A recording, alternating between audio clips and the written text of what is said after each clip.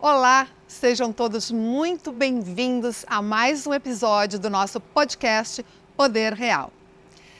Você sabe qual a importância da glândula tireoide na regulação hormonal, não só da mulher, mas de todos? Pois é. Quem vai responder essa e muitas outras questões é a doutora Juliana Bica, uma autoridade na endocrinologia e na medicina funcional. A doutora Ju tem foco especial nas doenças relacionadas à tireoide e também é uma especialista em terapia hormonal. Doutora Juliana, obrigada, que bom recebê-la aqui. Muito obrigada pelo convite, adorei. Porque eu sempre falo que conhecimento é poder real, né? Eu concordo 100%.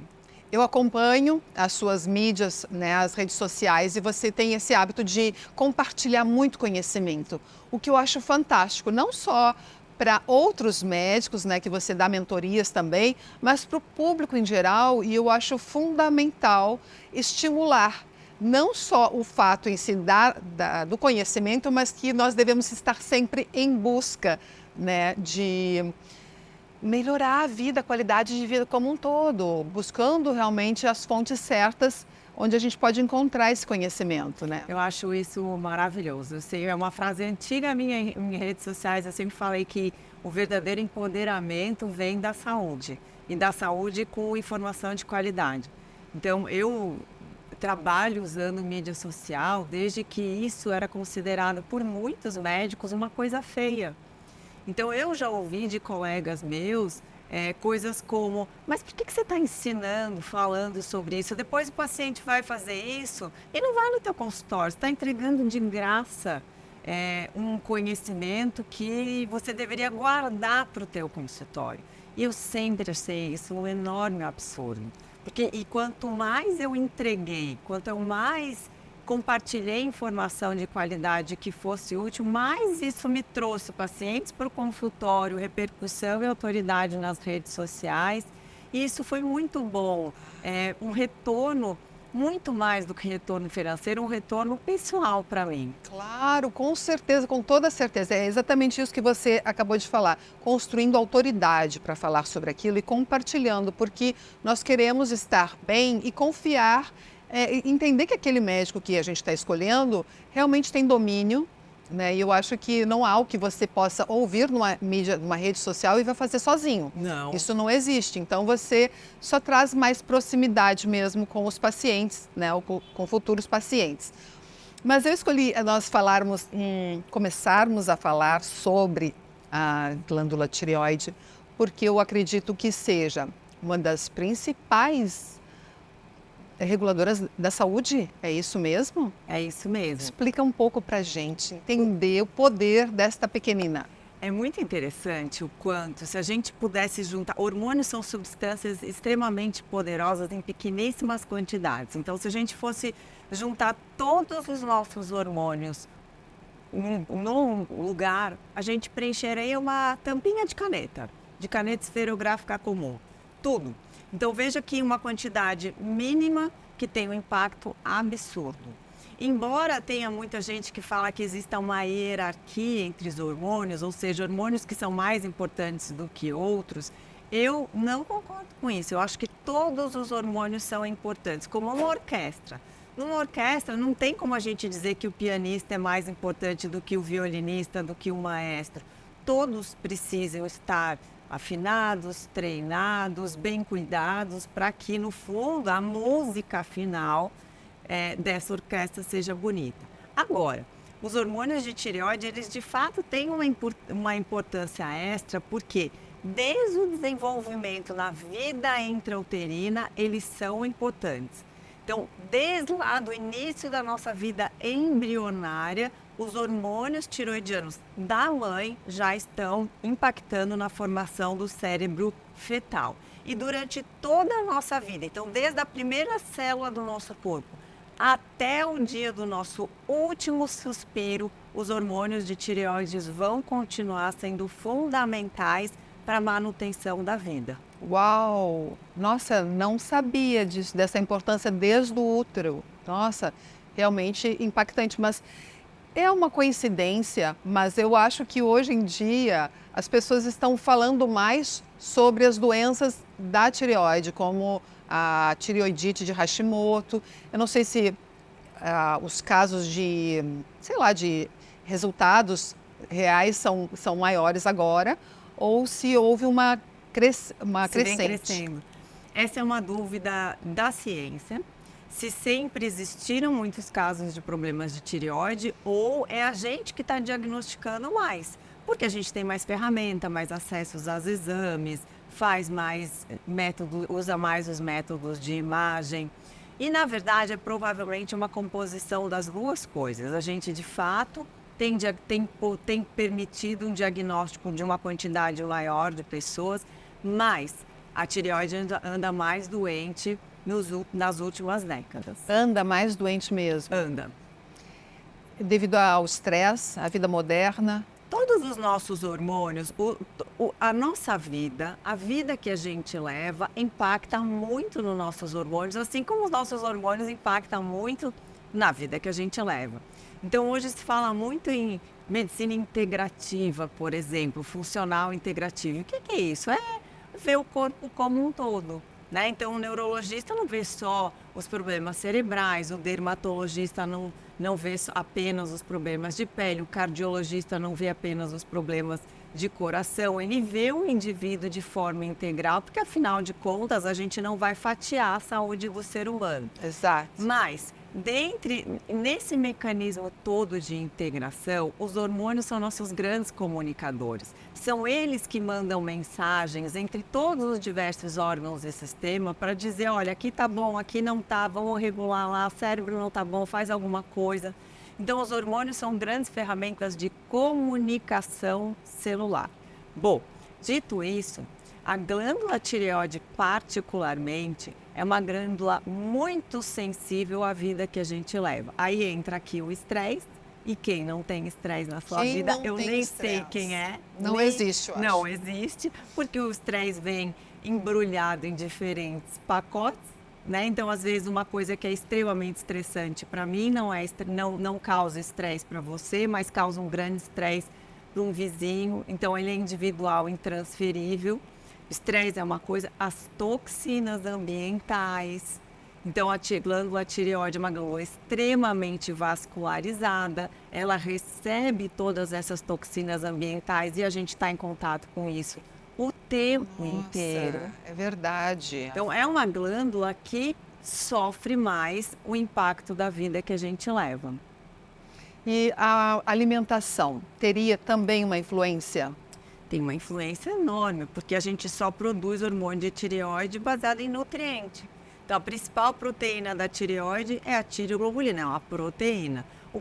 A principal molécula que forma o hormônio de tireoide é o iodo. Mas a gente não faz nada com o iodo se não tiver ferro, selênio, zinco, magnésio. Ou seja, a gente está aqui falando só de nutrientes. Exatamente, de alimentação. Isso mesmo. Então aí a gente começa já a entender um pouquinho por que os casos aumentaram, né? A vida corrida, com alimentação industrializada, excessivamente industrializada, né, doutora? Contaminantes ambientais, uma alimentação de má qualidade, corantes, plásticos, os métodos de preparação de alimentos que têm ficado excessivamente industriais, né? Altas temperaturas, pasteurização. Tudo isso faz parte da evolução do ser humano, faz parte da forma com que a gente, inclusive, consegue alimentar esse povo todo que vive na Terra. Mas existem escolhas que a gente precisa fazer porque essas escolhas impactam demais a nossa saúde. O campo magnético, a gente está tendo realmente um contato muito maior com os eletrônicos, né? Exatamente. A vida digital. E isso também poderia influenciar ou não? Não poderia. Celular. Influencia. A radiação eletromagnética ela é reconhecida pela Organização Mundial de Saúde como um poluente ambiental. Isso não é história de alternativa, é uma coisa real. Dá até para medir, Leila. Existem aparelhinhos que a gente pode medir. Se a gente começar a medir aqui no estúdio, vai bombar. A gente está aqui extremamente submetido à radiação eletromagnética. Algumas pessoas são mais sensíveis, outras são menos sensíveis. Mas que é um poluente ambiental, não há dúvida nenhuma. Caramba, realmente a qualidade de vida é um geral, é um todo, né? Agora, como as pessoas podem identificar pelos primeiros sintomas, né? Sem ir ao médico, né? Como ela poderia desconfiar que está tendo um desequilíbrio, uma doença da tireoide, por exemplo? Olha, isso é uma coisa extremamente complexa, porque os sintomas das doenças de tireoide, eles não são típicos de doenças de tireoide, eles são comuns de outras doenças. Então, você pode ter fadiga por um problema de tireoide, mas também pode ser um outro hormônio, pode ser uma deficiência de algum nutriente, pode ser falta de sono. Então, infelizmente, os sintomas não nos ajudam muito, porque eles são inespecíficos. Mas, tipicamente, as doenças de tireoide, elas se manifestam com cansaço, falta de energia, alteração de peso, retenção de líquido, alterações intestinais são bastante comuns, alterações de humor, ansiedade, depressão, cabelos, unhas. A gente pode ficar aqui a tarde inteira falando e eu ainda vou estar falando de sintomas que podem ser causados por doenças de tireoide. Então, a primeira coisa que a gente tem que entender é estar sempre atento aos sinais do corpo. Verdade. E o autoconhecimento um grande aliado, né? Nós lidamos aqui com muitos assuntos direcionados também para o universo da mulher 40 mais. E que é uma fase em que ela já começa a viver os sintomas, né, do climatério e que muitas vezes são confusos e confundidos. Então, às vezes, você pode deixar de diagnosticar alguma doença diferente achando que é simplesmente um sintoma da fase que você está atravessando. Isso é muito sério, muito importante o acompanhamento médico, né? É muito interessante quando a gente vai estudar um pouco a saúde da mulher, Leila. No passado, eu fui fazer uma viagem para um evento de saúde da mulher e tecnologia em Paris. Foi muito interessante porque, entre outras coisas, eles trouxeram dados que realmente eu não conhecia e que me alarmaram muito. Uma mulher, ela passa em torno de 10 médicos antes de receber um diagnóstico. Enquanto os homens não precisam ir em tantos médicos assim. Uma mulher demora mais horas indo em médicos para receber um diagnóstico de algum problema que ela está acontecendo. Por características, às vezes, que são até culpa nossa. Porque a gente, às vezes, demora para dar importância para algum sintoma, algum desconforto nosso, porque a gente prioriza, às vezes, nesse nosso comportamento maternal, o outro, a saúde do outro, os interesses do outro, antes de nos priorizarmos. A outra coisa extremamente interessante que eles mostraram é que a mulher, ela, principalmente a partir de 40, 45 anos, é uma mulher que ela é abandonada pela medicina. É verdade. Muitas vezes essa mulher ela já está vivendo alterações hormonais que precedem a menopausa, mas ainda não são menopausa, e ficam pulando de médico em médico, buscando respostas às suas perguntas, às suas dores, aos seus desconfortos, e aí recebem com grande frequência diagnósticos como isso vai passar, procura um psiquiatra, vai no neurologista, isso não é nada. É verdade. Vai fazer uma terapia, Vai fazer uma terapia, vai fazer um exercício. Não que terapia e exercício não sejam importantes para a gente, é super importante. Sim, são fundamentais, inclusive, para administrar os outros problemas, né? Então, diferentemente dos homens, a saúde da mulher, principalmente nessa fase, ela está diretamente relacionada ao seu envelhecimento hormonal, ao envelhecimento dos nossos ovários e às mudanças do nosso ciclo hormonal. Mas a gente muitas vezes não encontra acolhimento nos consultórios médicos, dos nossos médicos da vida inteira. Porque muitas vezes a gente está menstruando normalmente ainda. A gente acha que ainda não chegou lá na menopausa, porque a gente associa a menopausa a coisa de velha. É verdade, existe um preconceito terrível. Muito preconceito. Eu tenho pacientes minhas, Leila, que não aceitam que estão na menopausa. Elas não gostam nem da pronúncia, menopausa. E assim, estão na menopausa, estão com irregularidade menstrual, fazendo ali meses sem menstruar, com os exames completamente alterados, com os sintomas. Eu falo assim, mas você está na menopausa. Não, não tô. Não tô muito nova ainda, menopausa é coisa de velha, eu não me considero velha.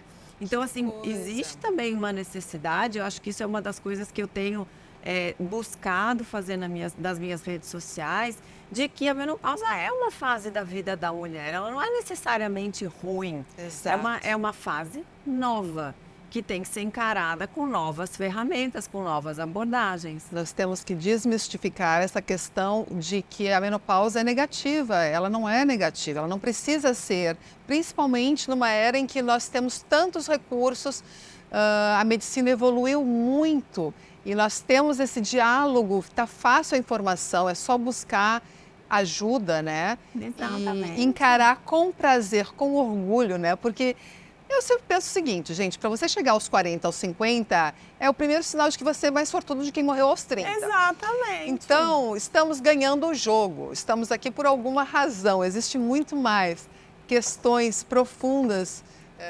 espirituais. E a talvez. mulher vai passar 1/3 da vida na menopausa. E não pode que esse 1/3 da vida seja a pior fase da vida. Exatamente. Não, eu não consigo aceitar isso. Também não aceito, não quero. E vou continuar lutando. Eu também. Agora, as mulheres têm mais problemas hormonais do que os homens. Tem. E os problemas da tireoide são maiores nas mulheres. São. Indubitavelmente, as mulheres, elas têm mais doenças autoimunes, elas têm mais desequilíbrios hormonais. A mulher, classicamente, ao longo da vida, ela vai mais no médico. Ela tem hábito de ir no médico. O homem, na imensa maioria das vezes, ele vai começar a ter uma regularidade de frequência em médico depois dos 50 anos.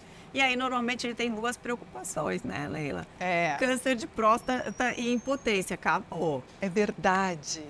E a gente passa a vida inteira com a nossa vida reprodutiva, em gestação, contracepção, depois vem cuidado com o filho, e a gente hoje em dia também não quer só isso, a gente quer cuidar de casa, a gente quer cuidar do marido, mas a gente quer ter uma vida profissional legal também, a gente quer se cuidar, então a gente vai somando todas essas tarefas, e para a nossa fisiologia hormonal, e não é assim com os homens, mas para a nossa fisiologia hormonal, o estresse impacta muito mal nos nossos hormônios. É mesmo? Muito.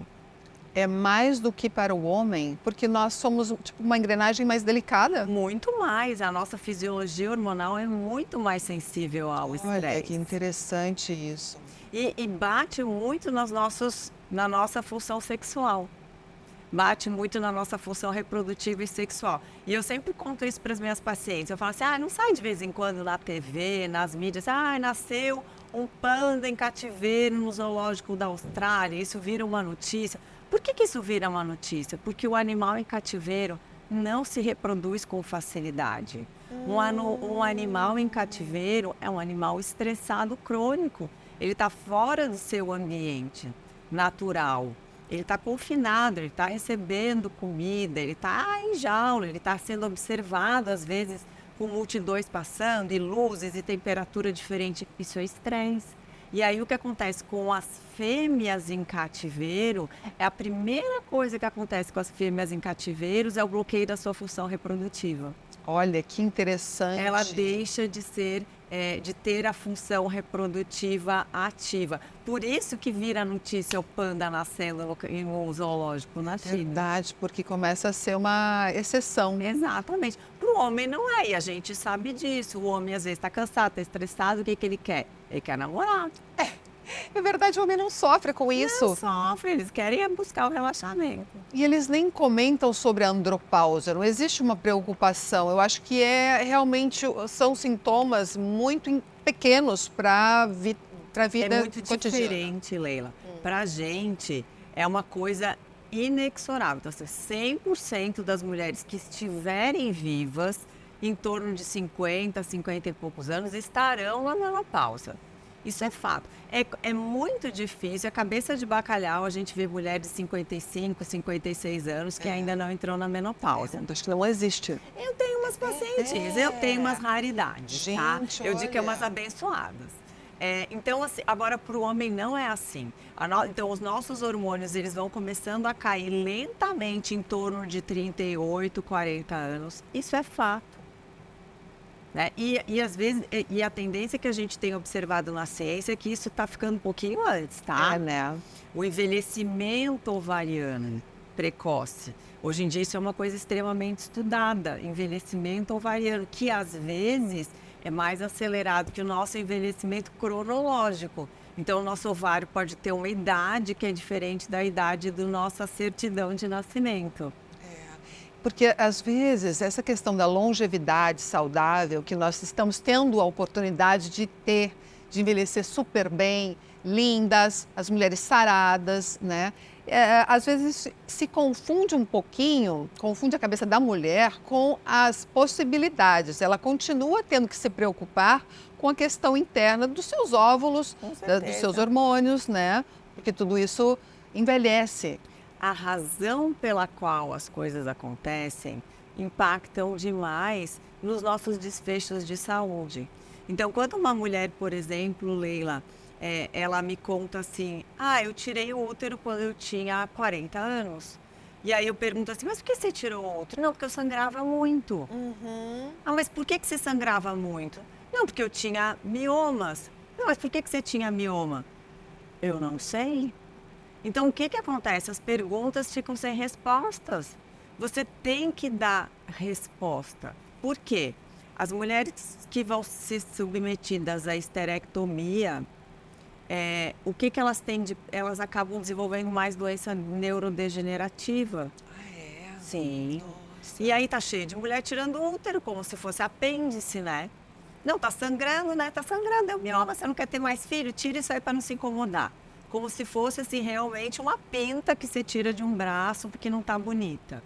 E não é assim. Agora, será que o útero é importante para a saúde cerebral? Provavelmente não. Mas a razão pela qual aquela mulher teve aquele sangramento, ela desenvolveu aquela miomatose, se aquilo não for investigado e corrigido e só for tirado ali a parte de cima, a ponta do iceberg, isso vai continuar perturbando o equilíbrio da hormonal dessa mulher ao longo da vida depois e provavelmente é o que é o que leva ao aumento do risco de demência. E o caso de incidência dos miomas, tem mulheres que sempre têm muitos miomas, né? Elas estão ligadas ao que? A tireoide também, a produção hormonal? A miomatose uterina, ela está ligada a diversos fatores. Tem até ligação com raça. Raça negra tem muito mais miomatose uterina. Tem a ver também com peso corporal. Mas tem muito a ver também com a quantidade de toxinas ambientais que a gente tem no nosso corpo. Existe um estudo coreano que mostra uma correlação entre nível de fitalatos excretados na urina, então é o grau de contaminação por essa substância altamente presente em cosméticos e miomatose uterina. Uau! E a gente lá, né, Leila, passando tudo que tem, se enchendo de produtinho, porque a gente gosta disso. E as mulheres, não coincidentemente, nós somos as maiores consumidoras de cosméticos, de produtos de higiene e limpeza, de perfumes, de tinturas de cabelo, de esmalte. Nós que temos a nossa saúde hormonal mais suscetível, também somos as maiores consumidoras disso. Estamos bombardeando o nosso organismo com todas essas toxinas. Agora, a solução seria parar de usar ou procurar produtos veganos? Por exemplo, não, as toxinas não são só o fato de ser vegano ou não. O ser vegano ou não nem implica que é mais ou menos saudável. E eu também não acho que a solução seja não usar nada, porque sinceramente nós duas estamos aqui, estamos com maquiagem, com tinta no cabelo, com esmalte, provavelmente a gente...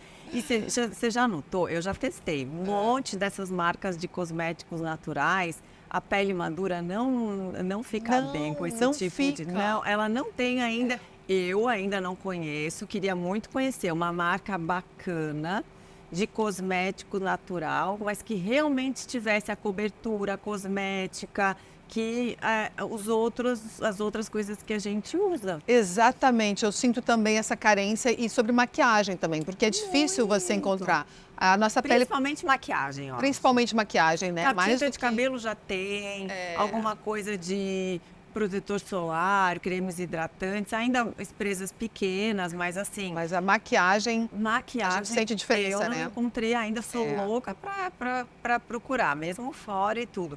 E assim, eu não acho que a gente vai ter essa solução num curto espaço de tempo, não, viu?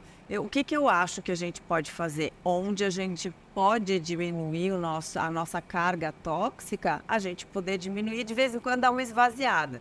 Então, eu falo isso para os meus pacientes, eu comparo a quantidade de toxinas ambientais a que a gente tem contato no nosso dia a dia como um copo. Um copo que a gente vai enchendo, né? E que de vez em quando a gente tem que esvaziar. Enche e esvazia. Quanto menos a gente encher, melhor. Quanto mais frequentemente a gente conseguir esvaziar isso, melhor também. Quem esvazia o copo?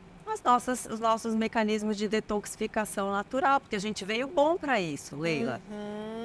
Deus, quando fez a gente, eu acredito que tenha sido Deus, ele fez com autolimpância. Então, a gente tem uma capacidade de detoxificar naturalmente das piores toxinas ambientais, desde que a gente não deixe esse copo transbordar. Que de tempos em tempos a gente faça essa limpeza. E esse o conhecimento é super necessário.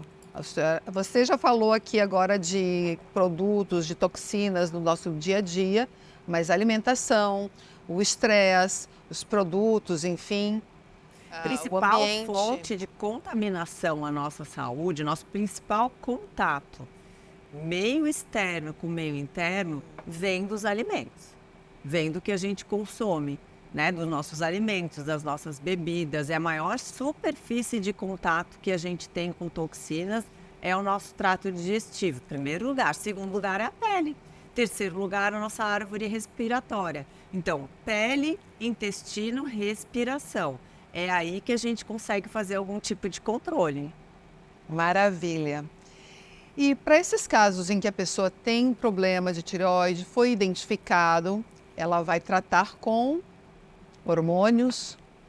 Ó, quando a gente consegue identificar que existe um hipotireoidismo, então são as duas principais disfunções de tireoide. Tireoide funcionando demais, tireoide funcionando de menos. As duas são muito ruins, tá? Tireoide funcionando demais, a gente tem que bloquear a produção de hormônio de tireoide. Tireoide funcionando de menos, a gente tem que ajudar essa tireoide a produzir mais hormônios. Ou porque a gente vai fornecer nutrientes para ajudar, então botar gasolina aditivada ali no motor e fazer a máquina funcionar. Ou se isso não for possível ou não for suficiente, a gente repor hormônio de tireoide.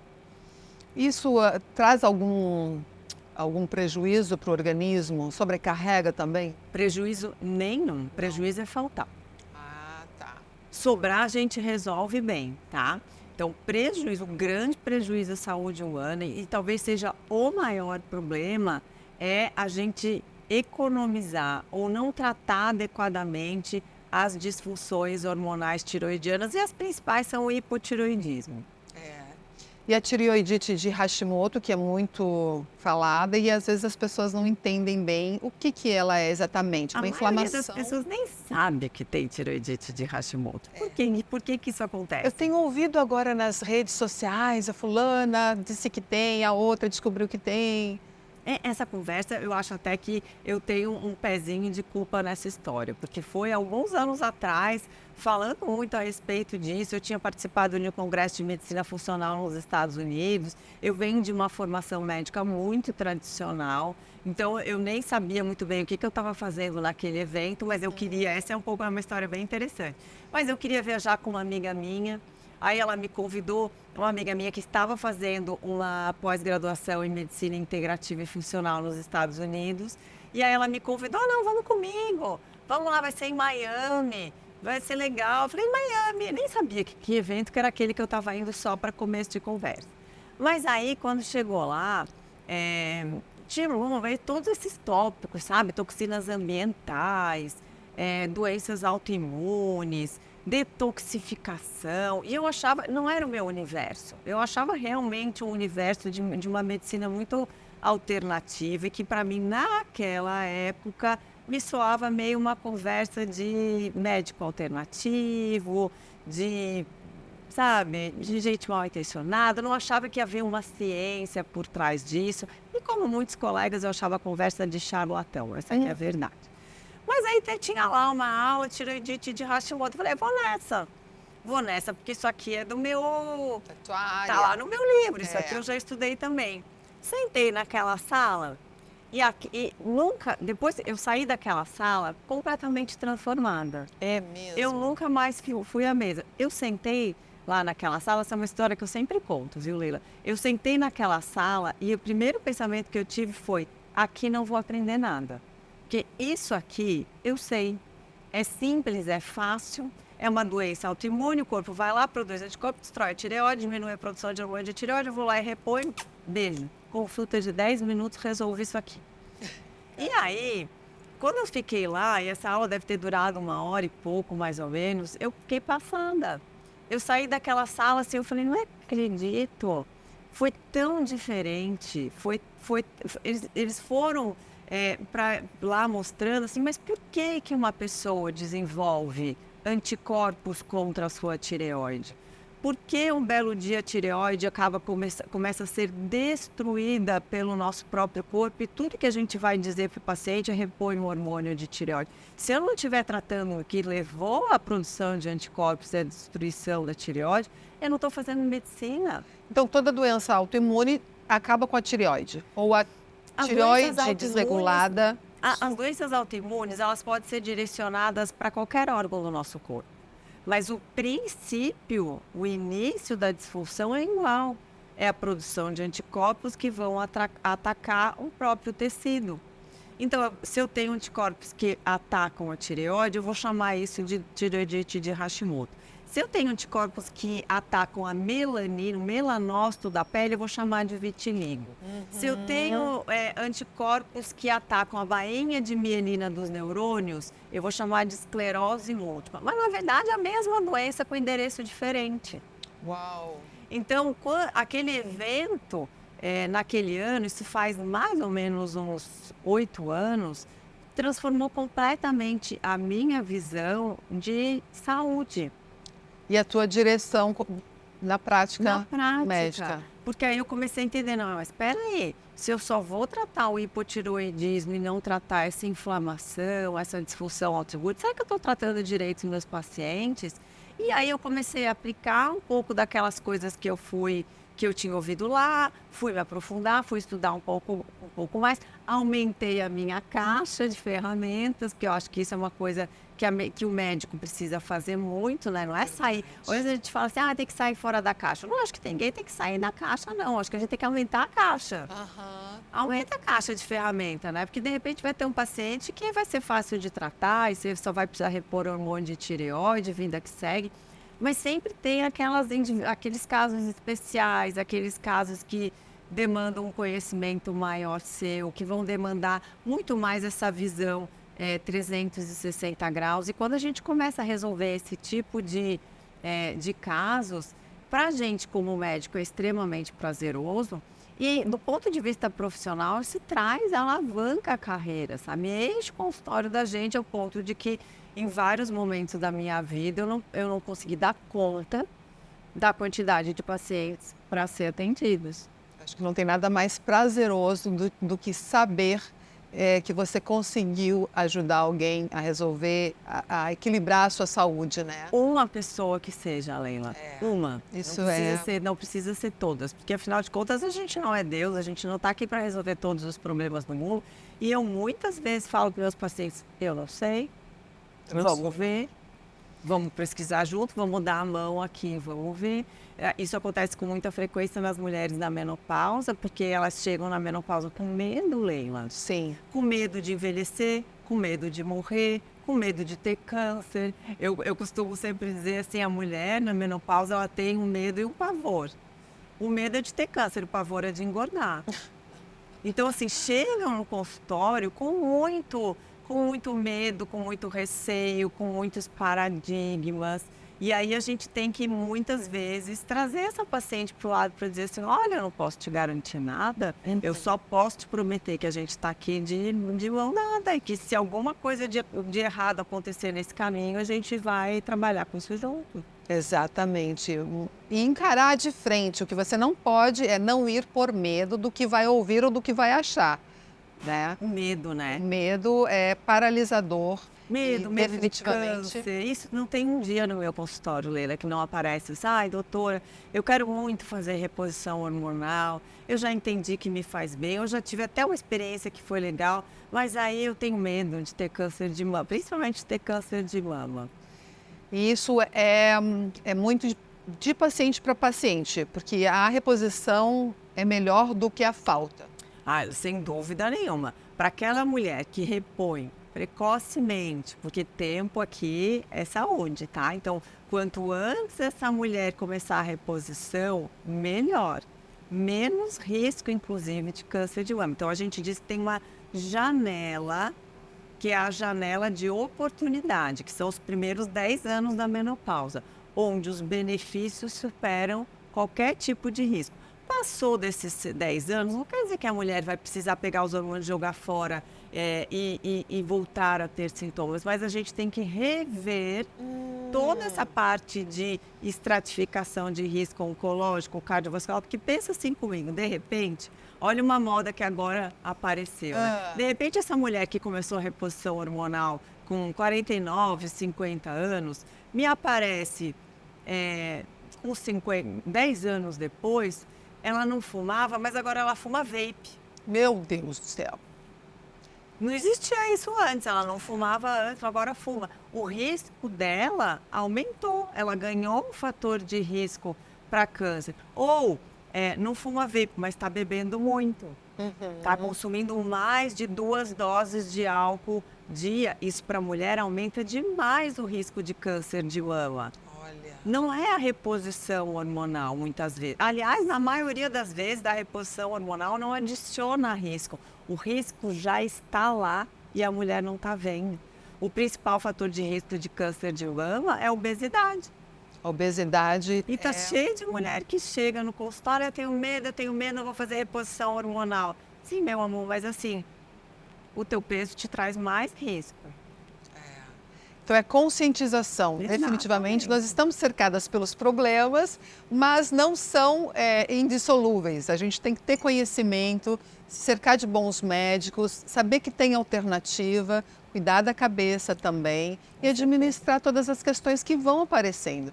E definitivamente manter uma vida regrada, saudável, equilibrada, vai te dar menos trabalho, né? Você como médica.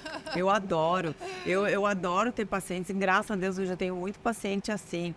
Que às vezes eu olho, assim, converso, eu fico até assim, às vezes, eu nem sei o que está fazendo aqui, sabe? Que tá tão bem, né? Que eu falo, não, vem uma vez por ano, ou 2 vezes no ano, só pra gente revisar as coisas. E aí, Leila, a gente chega num ponto da relação médico-paciente que é muito gostosa, que tá ótimo, os exames estão bem, como estão, examina, mas e a sua última viagem, como é que foi? Tava bom? Vira uma conversa de mulher. Que entendeu? delícia. Porque tem pouco ali que precisa mudar. Que coisa boa. Esse é o objetivo, né? Claro. Ir para o médico só para bater papo e falar das férias. Sim, vai ser só que se quiserem é uma delícia. Nossa, que conversa gostosa, esclarecedora. Nos traz confiança e segurança de saber que existem muitas alternativas, né? E o conhecimento, como a gente falou, tem que ser dissipado por todas as... Informação é poder. Informação é poder, é isso mesmo. Doutora Juliana, eu agradeço muito a tua participação. Obrigada. Vamos continuar te acompanhando, né, e as evoluções. E eu espero que vocês que estão em casa nos assistindo tenham gostado. Aproveitem e compartilhem esse conteúdo super importante com a família, com os amigos. Mandem também sugestões de pautas. Inscrevam-se no canal do YouTube, Leila Schuster Poder Real Podcast. E também ouçam no carro, no Spotify, é bem legal. E vamos fazer juntos assim, essa rede de informação segura, prazerosa, uma vida feliz. Obrigada. Obrigada. Beijos.